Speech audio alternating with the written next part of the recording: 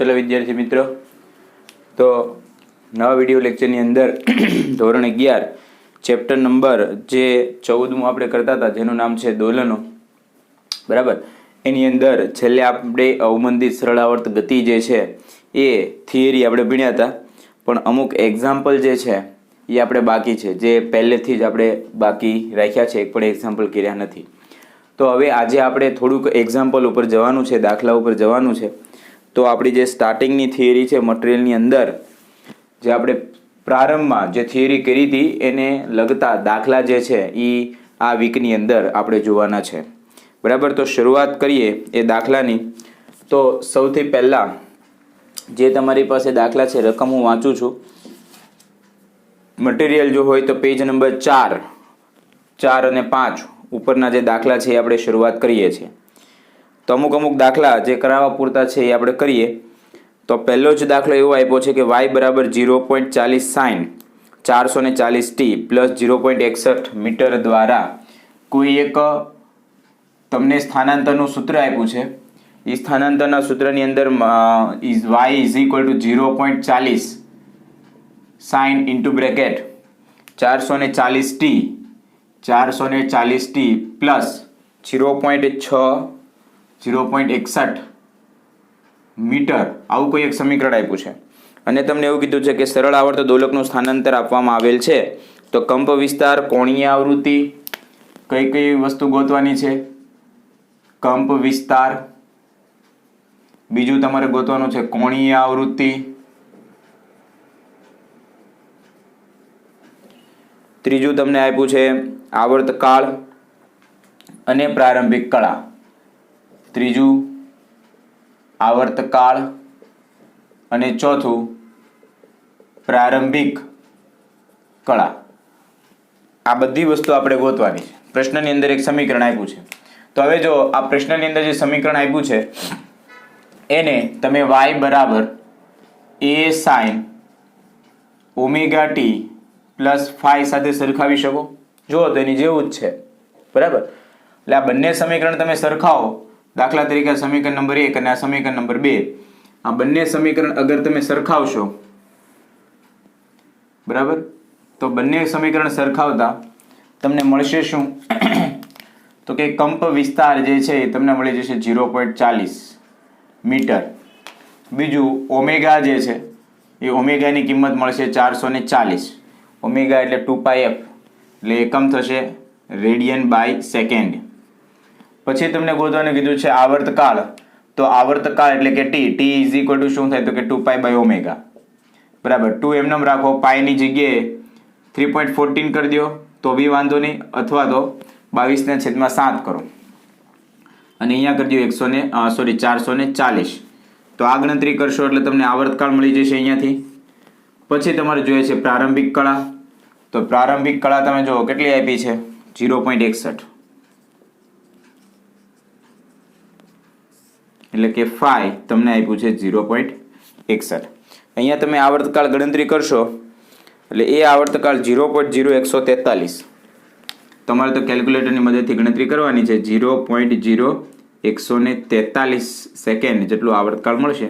અને આ તમારી પ્રારંભિક કળા. આવું કોઈ પણ સમીકરણ આપી અને તમને આવર્તકાળ, પ્રારંભિક કળા, કોણીય આવૃત્તિ, કંપ વિસ્તાર એ બધું ગણવાનું કે તો તમારે માત્ર સમીકરણ જે છે એને સરખાવી દેવાનું, એટલે જવાબ આવે.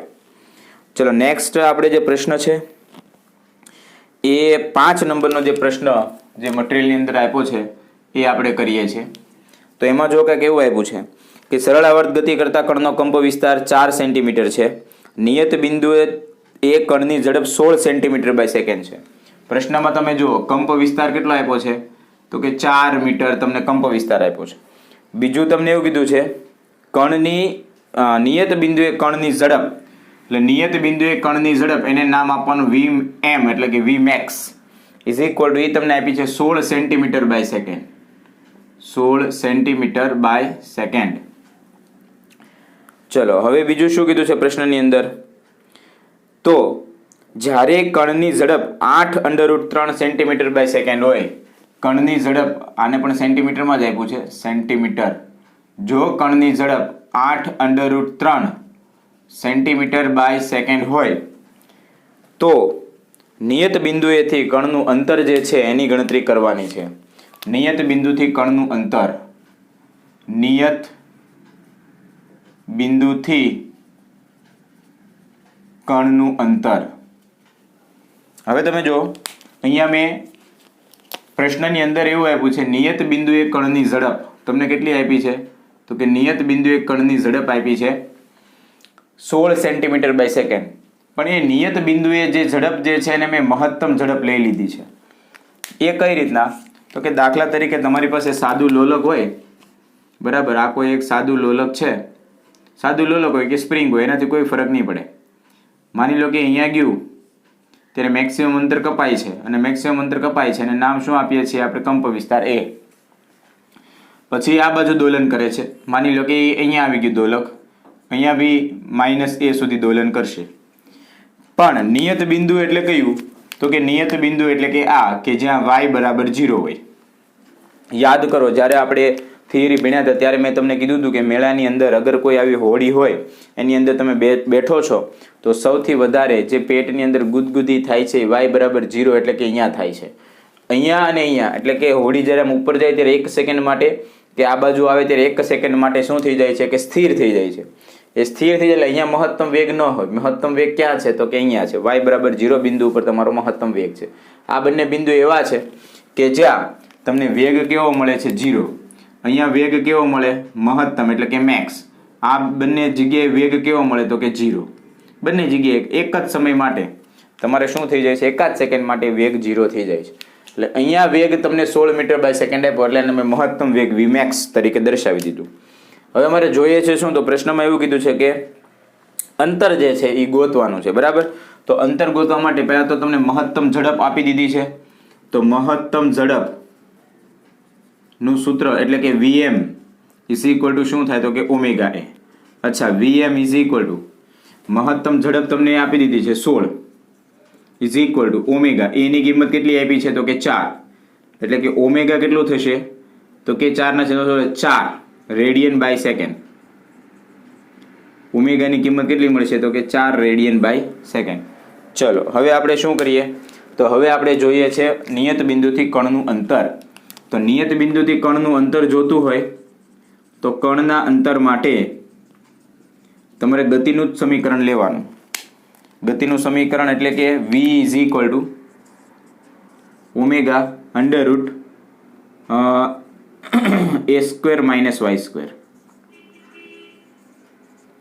તમે આ સમીકરણમાં y બરાબર તમે 0 મૂકો ને, આ કિંમત મૂકો તો આનો અંડર રૂટ નીકળી જાય, એટલે y બરાબર v બરાબર ઓમેગા એ જ આવે. એ ઓમેગા એ આવ્યું એ આ જ છે તમારું મહત્તમ ઝડપ. તો હવે અહીંયાથી શું કરીએ? તો કે મારે y જે છે એ જોઈએ છે. આ પ્રશ્નમાં નવા આપી દીધું છે 8 અંડર રૂટ 3 છે, એટલે અહીંયા 8 અંડર રૂટ 3 એનો કરો વર્ગ. આ વર્ગ આને આપી જઈશું એટલે વર્ગ થઈ જશે ઇઝ ઇક્વલ ટુ ઓમેગા² થઈ જશે. અહીંયા વચ્ચે y² minus a² minus y². અચ્છા, ઓમેગાની કિંમત કેટલી આપણને મળી છે? તો કે 4 રેડિયન બાય સેકન્ડ મળી છે.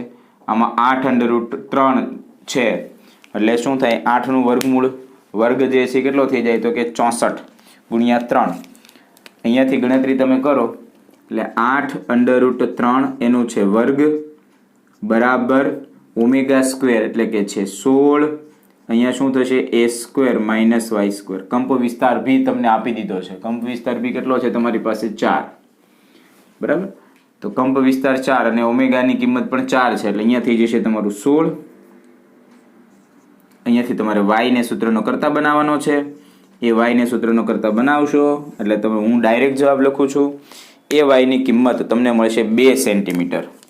કેટલી મળશે? 2 સેન્ટીમીટર. 8નો વર્ગ કરશો એટલે 64. 64 ગુણ્યા 3 કરી દેજો, અથવા 64 ગુણ્યા 3 ભલે એમને પડ્યું રહે. આ 16 ઉડાડી દેવાય એટલે 4 કટ થઈ જાય, એટલે 4 ગુણ્યા 3 એટલે 4 તેરીને 12. આ વસ્તુ જે છે એને તમે અંદર લઈ લેજો એટલે 16 માંથી 12 જાય એટલે 4 વચ્ચે વર્ગ છે એટલે વર્ગમૂળ નીકળી જાય. રેડી? આ તમારો 5મા નંબરનો પ્રશ્ન. ચલો નેક્સ્ટ જે છે તે પ્રશ્ન કંઈક આલેખવાળો આપણને આપેલો છે. એમાં એવું કીધું છે કે સરળ આવર્ત ગતિ કરતા કણનો પ્રવેગ અને સ્થાનાંતરનો આલેખ જે છે એ આકૃતિમાં દર્શાવ્યા પ્રમાણેનો મળે છે. તો તેના દોલનનો આવર્તકાળ જે છે એ સેકન્ડની અંદર તમારે ગણતરી કરવાની છે. દોલનનો આવર્તકાળ પણ એ પણ શેની અંદર ગણતરી કરવાની છે? સેકન્ડની અંદર તમારે ગણતરી કરવાની છે. તો હવે તમે અહીંયા જો આલેખ તમને આવો આપ્યો છે, પ્રવેગ અને સ્થાનાંતરનો આલેખ તમને આપ્યો છે. તો આલેખમાં કંઈક આવી રીતના છે, આવી રીતના આલેખ તમને આપ્યો છે. અહીંયા ખૂણો બન્યો છે 45 નો ખૂણો છે. આ જે ખૂણો છે એ 45 નો છે. વાય અક્ષ ઉપર તમને પ્રવેગ આપ્યો છે, એક્સ અક્ષ ઉપર તમને સ્થાનાંતર એટલે કે એક્સ આપ્યું છે. હવે આપણને શું કીધું છે? તો દોલનનો આવર્તકાળ એટલે કે ટી જે છે એની ગણતરી આપણે કરવાની છે. તો હવે તમે જુઓ તો કે તમે મહત્તમ પ્રવેગ તમારે જોતો હોય તો પ્રવેગનું સૂત્ર શું છે તમારી પાસે? તો કે પ્રવેગ એ બરાબર ઓમેગા સ્ક્વેર એક્સ છે. માઇનસ લખો કે પ્લસ લખો, આપણે તો ખાલી મૂલ્ય જોઈએ છે. હવે અહીંયાથી હું શું કરું? ઓમેગા જે છે એને સૂત્રનો કરતા બનાવી લઈએ. કોને? ઓમેગા જે છે એને સૂત્રનો કરતા તમે બનાવો તો omega square is equal to શું થઈ જાય? તો કે a બાય એક્સ થઈ જાય. ચલો આને આપી દો સમીકરણ નંબર 1. હવે આકૃતિ તમે જુઓ તો તમે tan 45 લ્યો. કેટલું લ્યો? tan 45. તો tan 45 એટલે શું થઈ જાય? તો કે tan 45 લ્યો એટલે સામેની બાજુ છેદમાં પાસેની, સામેની બાજુ એટલે a, પાસેની બાજુ એટલે x, એટલે a બાય એક્સ બરાબર શું થઈ જાય? તો કે 1. એટલે કે જે જગ્યાએ તમારી પાસે a બાય એક્સ છે એની જગ્યાએ તમે શું લખી શકો? એટલે કે 1. એટલે કે omega square is equal to શું આવી ગયું? તો કે 1. ઓકે. અચ્છા, ઓમેગાને તમે ઓપન કરો તો ઓમેગા સ્ક્વેર તમને આપ્યું છે. શું આપ્યું છે? Omega square. તો ઓમેગાને તમે ઓપન કરશો તો ઓમેગા ઇઝ ઇક્વલ ટુ શું થાય? તો કે 2 પાઈ બાય ટી. ઓમેગા એટલે શું થઈ જાય? તો કે 2 પાઈ બાય ટી. અહીંયા તમને ઓમેગા સ્ક્વેર આપ્યું છે. શું આપ્યું છે? Omega square. તો ઓમેગા સ્ક્વેર એટલે શું થઈ જાય? તો કે 4 pi square by T square is equal to 1. પ્રશ્નમાં જોઈએ છે તમારે આવર્તકાળ. શું જોઈએ છે? આવર્તકાળ. આવર્તકાળને તમે કરતા બનાવી દો એટલે 4 pi square is equal two T square થઈ ગયું. અચ્છા, વર્ગ આને આપી દો એટલે ટી ઇઝ ઇક્વલ ટુ શું થઈ ગયું? તો કે 2 પાઈ સેકન્ડ. ઓકે. આમાં તમે એવી રીતે પણ યાદ રાખી શકો કે જ્યારે તમારે પ્રવેગ જે છે એ પ્રવેગની કિંમત કેવી મળી છે? મહત્તમ. બરાબર. એટલે tan 45. બરાબર. તમે ઢાળ ગોતો. આ ખરેખર તમે શું ગોત્યું છે? ઢાળ જ ગોત્યો છે. તો ઢાળ કેટલો આવ્યો? 1. એ લગભગ 1 આવે તો તમને આવર્તકાળ જે છે એ 2 પાઈ જ મળે. રેડી? એ તમે જેમ જેમ દાખલા ગણતા જશો એમ તમને આઈડિયા આવતો જશે. ચલો આટલું ફટાફટ સ્ક્રીનશોટ પાડી લો, પછી આગળ જઈએ. ચલો વિદ્યાર્થી મિત્રો, તો આગળ વધીએ છીએ. એક નવો જે પ્રશ્ન છે 7મા નંબરનો પ્રશ્ન એ આપણે લઈએ છીએ. પ્રશ્નમાં કાંઈક એવું આપ્યું છે, સરળ આવર્ત ગતિ કરતા કણની મહત્તમ ઝડપ 30 સેન્ટીમીટર બાય સેકન્ડ છે, મહત્તમ પ્રવેગ 60 સેન્ટીમીટર બાય સેકન્ડ સ્ક્વેર છે, તો દોલનનો આવર્તકાળ 30 અને 60. મહત્તમ વેગ જે છે એટલે કે v max તમને આપ્યો છે 30 સેન્ટીમીટર બાય સેકન્ડ અને મહત્તમ પ્રવેગ એટલે કે a max એ તમને આપ્યો છે 60 સેન્ટીમીટર બાય સેકન્ડ. તો તમને શું ગોતવાનું છે? તો કે આવર્તકાળની ગણતરી કરવાની છે. હવે તમે જો Vmax નું સૂત્ર શું છે આપણી પાસે? તો કે Vmax is equal to omega a છે. ઓકે. Vmax ની કિંમત તમને આપી દીધી છે. કેટલી? તો કે 30 is equal to omega a. આને આપી દો સમીકરણ નંબર 1. હવે તમે શું ગોતો? મહત્તમ પ્રવેગ. તો મહત્તમ પ્રવેગ એટલે a max. ઈ કેટલું છે? તો કે ઓમેગા સ્ક્વેર a. એમાં a max ની કિંમત કેટલી આપી છે? તો કે 60. તો કે 60 is equal to omega square a. આને આપી દો સમીકરણ નંબર 2. હવે બંને સમીકરણ જે છે એનો ગુણોત્તર તમે લ્યો તો શું થઈ જાય? તો કે omega square a by omega a is equal to 60 by 30. a cancel, omega cancel, એટલે ઓમેગા ઇઝ ઇક્વલ ટુ 30 અને 2. ઓમેગા ઇઝ ઇક્વલ ટુ શું આવશે? તો કે 2. અને ઓમેગા એટલે શું લખી શકો? તો કે 2 pi by t is equal to શું આવ્યું? તો કે 2. તમારે આવર્તકાળ ખરેખર જોઈએ છે, 2 કેન્સલ થઈ ગયો એટલે આવર્તકાળની કિંમત કેટલી આવશે? તો કે પાઈ સેકન્ડ. કેટલી આવશે આવર્તકાળની કિંમત? પાઈ સેકન્ડ. ક્લિયર? ચલો નેક્સ્ટ જે છે એ પ્રશ્ન આપણે લઈએ તો એમાં કાંઈક એવું આપ્યું છે તો કે એક સરળ આવર્ત ગતિ 9મા નંબરનો પ્રશ્ન જે છે એ આપણે લઈએ છીએ. 9મા નંબરનો પ્રશ્ન અહીંયાથી આપણે લખીએ જેથી કરીને 4-5 દાખલા એક સાથે બોર્ડમાં સમાઈ જાય.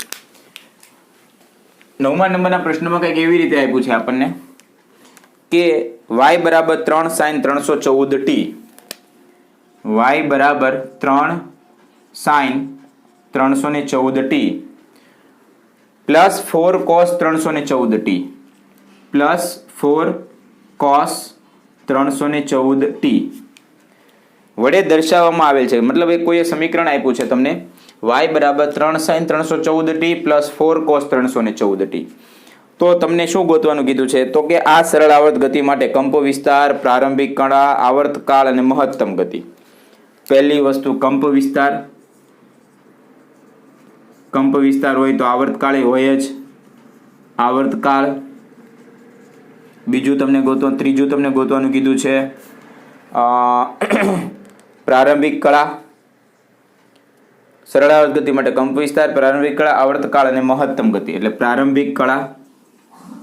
પ્રારંભિક કળા અને ચોથું જે છે એ મહત્તમ ગતિ.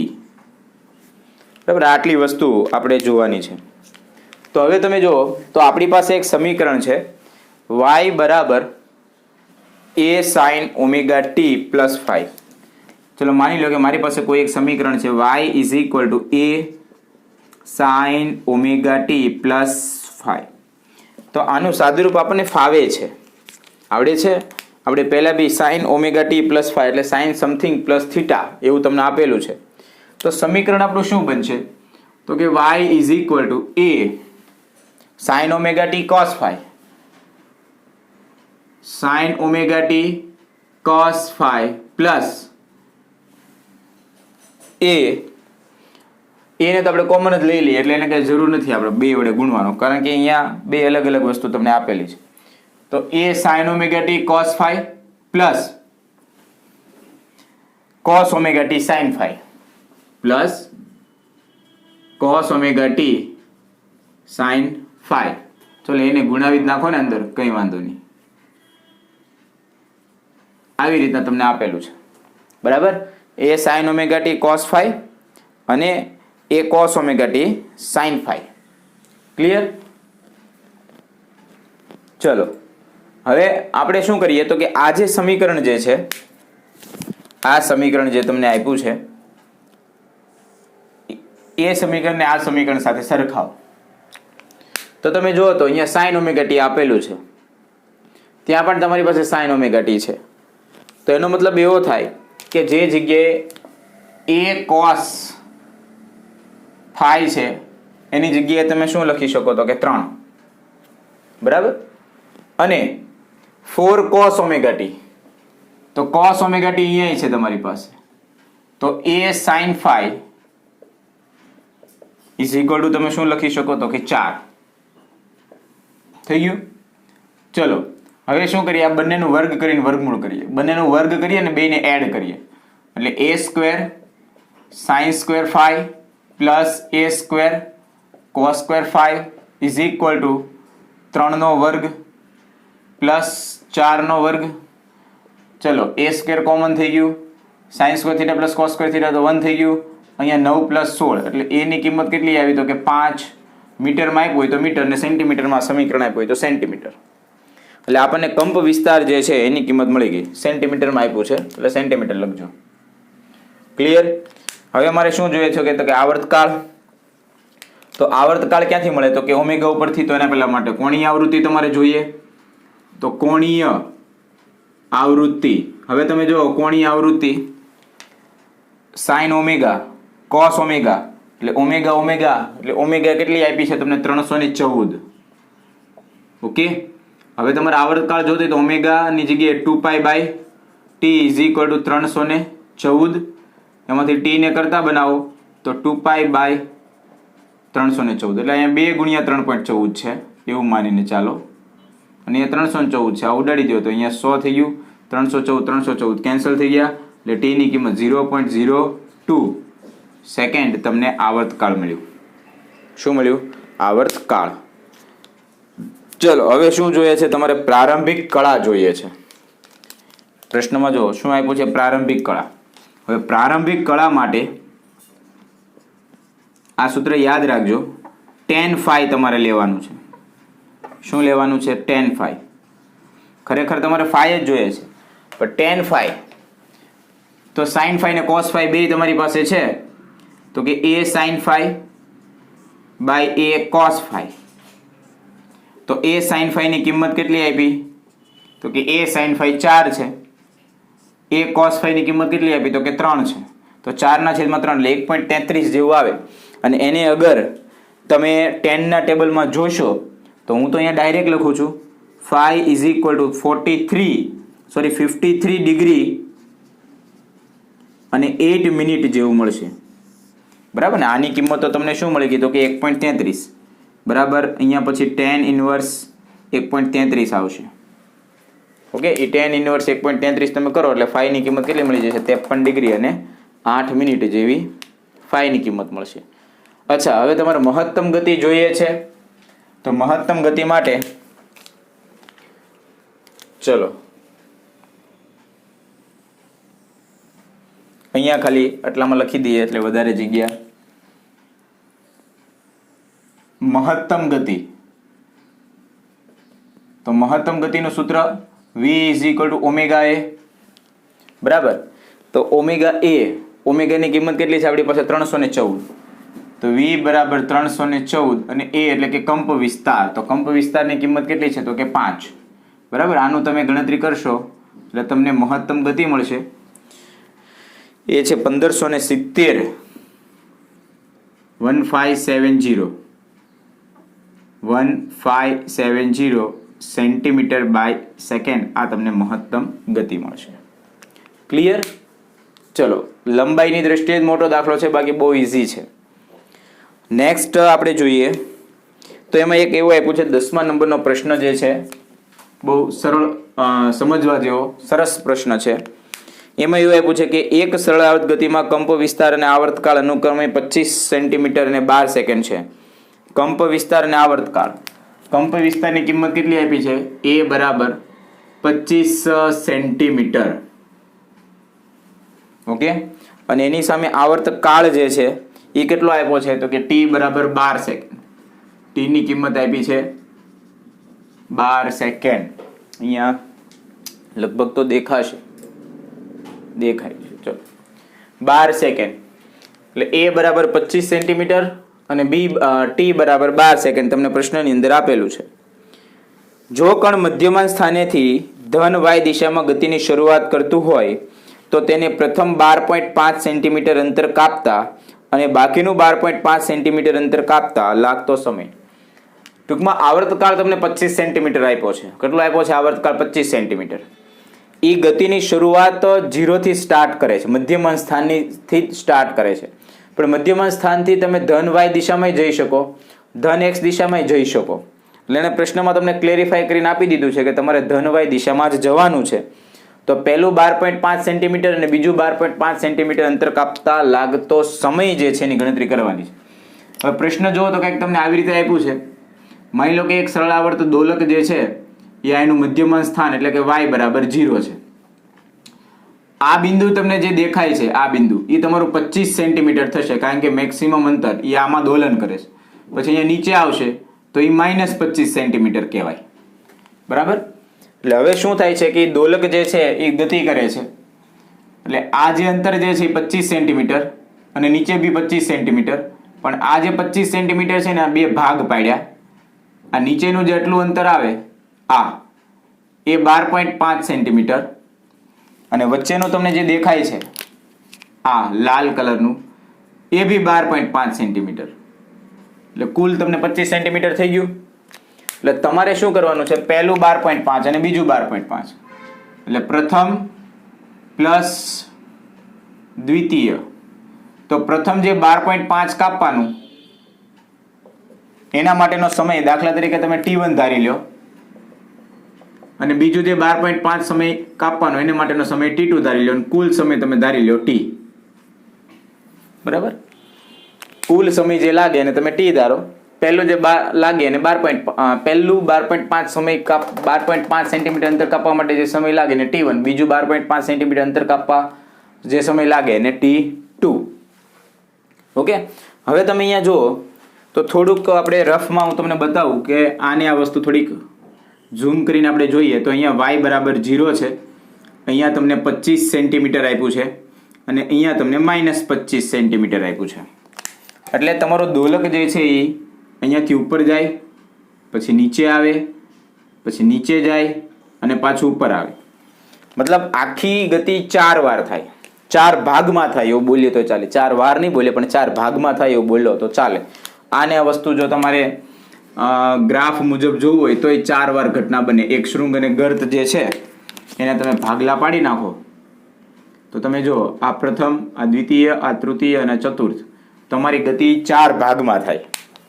બરાબર, પેલી હોડી છે મધ્યમ સ્થાનથી જમણી બાજુ ગઈ એટલે 1 ભાગ, આ બીજો ભાગ, ડાબી બાજુ મેક્સિમમ સુધી ત્રીજો ભાગ અને આ ચોથો ભાગ. એટલે આખો ભાગ કમ્પ્લીટ કરવા માટે જે અહીંયાથી શરૂઆત કરે, બરાબર, પછી ઉપર ગયું, નીચે આવ્યું, નીચે ગયું, ઉપર આવ્યું, એને માટેનો સમય જે છે એ 12 સેકન્ડ છે. કેટલો સમય છે? 12 સેકન્ડ. ટૂંકમાં એ 4 ભાગ પૂર્ણ કરવા માટેનો સમય, એક દોલન એને આપણે નામ આપી છે T, અને એ કેટલું આવ્યું છે તમને? 12 સેકન્ડ. તો તમારે શું કરવાનું? તમારે તો અડધો ભાગ જ જોઈએ છે ને. પહેલા તો અડધો ભાગ જ જોઈએ છે જ્યારે દોલક તમારું ઉપર ગયું, બરાબર, એટલે ચોથો ભાગ જ જોઈએ છે. તો આ જે આખો જે સમય છે T એ કેટલો થાય? તો કે T/4 જેટલો થાય. એટલે 12/4 એટલે કે T ની કિંમત તમને કેટલી મળી જાય? તો કે 3 સેકન્ડ. એટલે અહીંયાથી ઉપર જાય 3 સેકન્ડ, નીચે આવે 3 સેકન્ડ, પાછું મધ્યમ સ્થાનથી નીચે જાય 3 સેકન્ડ, પાછું ઉપર જાય 3 સેકન્ડ. એટલે 3, 3, 3 અને 3 એટલે 12 સેકન્ડ ટોટલ પૂરી થઈ ગઈ. હવે બી એમાં એવું કર્યું છે કે આ આટલું અંતર જે છે એ 12.5 છે અને આ ઉપરનું અડધું અંતર છે એની કિંમત બી 12.5 છે. તો પહેલું જે અડધું અંતર જે કપાય છે એને આપણે નામ આપ્યું છે T1, આને નામ આપ્યું છે T2. ઓકે, તો અમારે T1 T2 જે છે એની કિંમત ગોતવાની છે. ધ્યાનમાં રાખજો, T1 T2 ની કિંમત એક સરખી નહીં આવે. તમારા બધાના દિમાગમાં દોડતું હોય છે, જે T1 આવે એ T2 આવે, કારણ કે અંતર સરખું છે, બરાબર. પણ હું એવું કહું છું કે સરખું નહીં આવે. તમે રેખીય ગતિને આની સાથે નહીં સરખાવો. રેખીય ગતિમાં સરખું અંતર કાપવા માટે જે વેગ હોય એ સરખો જ લાગે એવું ગણતરી કરીને તમે ચાલો છો. સમય તો એક જ સરખો વપરાવાનો છે, બરાબર. પણ એવું અહીંયા નહીં થાય. શું કામ નહીં થાય આપણે હમણાં જોઈએ છેલ્લે. એટલે મારે T1 T2 જે છે એ ગમે એમ ગોતવાનું છે. એટલે મેં શું કરી દીધું કે આખું જે છે એને T લઈ લીધું, એ 3 સેકન્ડ મારે આવી ગયું. હવે માની લો કે જે આ અંતર જે છે આટલું અંતર એને y1 નામ આપી દઈએ, બરાબર. તો આપણું સમીકરણ y1 = a sin omega T1 + phi આપણે લઈએ, બરાબર. એમાં શરૂઆત આપણે phi 0 થી જ કરીએ છીએ એટલે phi = 0 થઈ જાય. એટલે y1 = કંપ વિસ્તાર કેટલો આપ્યો છે આપણને? 25 સેન્ટીમીટરનો કંપ વિસ્તાર આપ્યો છે. પછી sin થઈ ગયું. ઓકે, ઓમેગાની જગ્યાએ તમે શું લખી શકો? તો કે 2π/t. ઓમેગાની જગ્યાએ શું થઈ જાય? 2π/t × T1. આવું સમીકરણ થયું. અચ્છા, y1 એટલે આટલું અંતર, એટલે એ તમારી પાસે 12.5. 12.5 બરાબર 25 sin 2π અને કેપિટલ T ની કિંમત કેટલી આપી છે? તો કે 12. 12 × T1. આવું સમીકરણ તમારી પાસે થઈ ગયું. અચ્છા, આ 25 ને છેદમાં લઈ લો એટલે 1/2 થઈ જાય. એટલે 1/2 sin, અહીંયા શું થઈ જાય? 2 કટ થઈ જાય. એટલે sin ની કિંમત તમારે આવી π/6 × T1. ઓકે, હવે sin π/6 એટલે કે 30 જ થયું ને. તો એ 30 ની કિંમત કેટલી થાય? તો કે 1/2. તો 1/2 થઈ તો 1/2 અને 1/2 બે બાજુથી કેન્સલ. તો T1 ની કિંમત શું મળી? તો કે 1 સેકન્ડ તમને T1 ની કિંમત મળી. એટલે કે આટલું અંતર 1 સેકન્ડમાં કાપે. હવે કુલ અંતર તમે શું ધાર્યું છે? તો કે કુલ અંતર તમને આ T જે છે એની કિંમત તો મળી ગઈ છે 3, બરાબર. એ તો તમને મળી ગઈ છે આખું આટલું અંતર કાપવા માટે. T1 ની કિંમત એ મળી ગઈ. તમને કેટલી મળી? તો કે 1 સેકન્ડ પ્લસ T2 થાય. તો અહીંયાથી T2 બરાબર શું થઈ જાય? તો કે 2 સેકન્ડ. કીધું તું ને મેં. કે જે આટલું અંતર કાપવા માટે જે સમય લાગે એ જ આટલું અંતર કાપવા માટે સમય લાગે એવું નહીં થાય. બંનેની સેકન્ડ અલગ અલગ આવશે. આ 1 સેકન્ડમાં પૂરું થાય છે, આ 2 સેકન્ડમાં પૂરું થાય છે, અને આખું જે છે 3 સેકન્ડમાં પૂરું થાય છે. એવી રીતે નીચે આ 1 સેકન્ડમાં આવશે, નીચેનું બીજું અડધું જે છે એ 2 સેકન્ડમાં આવશે, અને આખું જે છે 3 સેકન્ડમાં. શું કામ? કારણ કે જ્યારે લોલક ગતિ કરે છે, યાદ કરો, આ સાદું લોલક તમારું હોય અને ગતિ કરે ત્યારે અહીંયા આપણે શું લીધું છે? આ બંને બિંદુએ એવું લીધું છે કે આ બંને બિંદુ પાસે વેગ કેવા થાય છે? 0. અહીંયા વેગ કેવો થાય? 0. અહીંયા વેગ કેવો હોય તો કે મેક્સિમમ. એટલે થાય છે એવું કે જેમ કંપ વિસ્તાર સુધી જાય, મેક્સિમમ અંતર સુધી જાય એટલે વેગ શું થાય? ધીમો પડે. એટલે અહીંયા શું છે? અહીંયાથી તો સ્ટાર્ટિંગ કરે છે આ બિંદુથી, એટલે ફટાકથી 12.5 તો ફટાકથી કાપી લે 1 સેકન્ડમાં. પણ પછીનું જે 12.5 કાપવા માટે વધારે એને સમય જોઈએ, કારણ કે એનું ઝડપ શું થઈ ગયું હોય? ઘટી ગયું હોય, સ્પીડ ઓછી થઈ ગઈ હોય. આમ અહીંયા જાય એટલે સ્પીડ શું થઈ જાય? ઓછી થઈ જાય ને. આ તમારું લોલક અગર આ બાજુ જાય તો સ્પીડ ઓછી થઈ જાય, અહીંયા પહોંચે, અહીંયા 0 થઈ જાય, એટલે એ વધારે તમારે સેકન્ડ વપરાય. ઓકે, તો આવી રીતે ગણતરી થઈ જાય. આની 1 સેકન્ડ, ઉપરનાની 2 સેકન્ડ, ટોટલ 3 સેકન્ડ તમારે આવી ગયું. આવો નવો પ્રશ્ન બીજો બી તમને આપ્યો છે. એમાં એ તમને 13મા નંબરનો પ્રશ્ન જે છે આપ્યો છે. આ 10મા નંબરનો પ્રશ્ન છે. આવો નવો 13મા નંબરનો પ્રશ્ન આપ્યો છે. એમાં પણ કંઈક એવી જ રીતે તમારે ગણતરી કરવાની થશે. એમાં શું આપ્યું છે તમે જુઓ તો કે એક કણનો કંપ વિસ્તાર સ્મોલ a છે, સાથે સરળ આવર્ત ગતિ કરે છે. તે દોલનનો આવર્તકાળ t સમય છે. સમતોલન સ્થાનથી કંપ વિસ્તારનું અડધું અંતર કાપવા માટે કણને લાગતો લઘુત્તમ સમય. તમારે શું કરવાનું છે? અડધું અંતર કાપતા. એટલે અહીંયા જેમ આપણે y1 ની જગ્યાએ 12.5 લીધું હતું, હવે આખો કંપ વિસ્તાર a નો છે તો y1 ની જગ્યાએ તમારે a/2 લેવાનું. ખાલી શું લેવાનું? a/2. આ કંપ વિસ્તાર તો એ તમને આપેલો જ છે. 13મા નંબરના દાખલાની ચર્ચા કરું છું. એના માટેનો સમય જે છે એ તમને ડાયરેક્ટ મળી જાય. ખાલી આમાં કિંમત તમારે મૂકવાની છે. ઓકે, તો ફટાકથી કોપી કરો, પછી આપણે આગળ જે હજી 2-3 દાખલા લેવાના છે. ચલો વિદ્યાર્થી મિત્રો, એક નવો જે પ્રશ્ન છે 11મા નંબરનો પ્રશ્ન છે, બરાબર. એમાં કંપ વિસ્તાર 2 સેન્ટીમીટર, સ્થાનાંતર જે છે 1 સેન્ટીમીટર હોય ત્યારે ગતિ અને પ્રવેગના સમીકરણ એક જ સરખા થાય છે એવું કીધું છે. તો મહત્તમ ગતિ, મહત્તમ પ્રવેગ અને આવર્તકાળ, આ 3 વસ્તુ આપણે ગોતવાનું છે. કંપ વિસ્તાર અને આવર્તકાળ, સ્થાનાંતર તમને આપ્યું છે, પણ આ સ્થાનાંતર એટલે કે y = 1 માટે પ્રવેગ અને ગતિના સમીકરણ એક જ સરખા થાય છે એવું કીધું છે. તો આપણે શું કરીએ તો કે ગતિ નું મૂલ્ય બરાબર પ્રવેગ નું મૂલ્ય. તો ગતિનું સમીકરણ શું છે તો કે ω√a² - y² બરાબર પ્રવેગનું શું છે તો કે ω²y. હવે એક કામ કરીએ, રૂટ તમે કાઢી નાખો તો અહીંયા શું વધશે તો કે ω² ઇન્ટુ બ્રેકેટમાં a² - y² બરાબર. આને બી વર્ગ મળશે ને, આ સ્ક્વેર રૂટ વર્ગમૂળ આને મળશે, એટલે ω4 અને y². ω² અને ω² અહીંયાથી કટ થઈ જાય તો a² - y² = ω²y².